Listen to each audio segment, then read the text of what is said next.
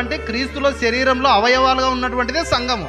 అప్పుడు ఆయన బోధ వినవు, ఆయన మాటకు లోపడవు, ఆయన ఏం చెప్తున్నాడో వినవు. కానీ అక్కడికి వెళ్ళి ఏం లాభము? నువ్వు సంఘంగా లేవు, సంఘంలో బిడ్డగా లేవు. అది నేను చెప్తున్నటువంటి బోధన కాదు ప్రియ దేవుని బిడ్డలారా. వాక్యం ఎక్కడైతే నచ్చుతుందో అక్కడ మనం స్థిరంగా ఉండాలి, అక్కడ లోపడాలి, అక్కడ స్థిరపడాలి, అక్కడ మనము విలువను పెంచుకోవాలి అనేటువంటిది దేవుడు ఆశపడుతున్నాడు. సమాజంలో బయటకు వెళ్తే ఏం చెప్తున్నారు? ఇది నిజమేనా? ఇది దేవునికి మహిమ వస్తుందా? దేవునికి మహిమ రాదా? ఇది యేసుని గణపరుస్తుందా? యేసుని గణపరుస్తలేదా? ఈ మాటలు, ఈ సహవాసం ప్రభుని గణపరుస్తుందా లేకపోతే ప్రభువుని తగ్గిస్తుందా? దేవుని పేరును గణపరుస్తుందా దేవుని పేరును చెడగొడుతుందా అని చెప్పి మనం గ్రహించగలిగినటువంటి బిడ్డలుగా ఉండాలి. సంఘం ఎప్పుడు ఇట్లా మారుతుంది?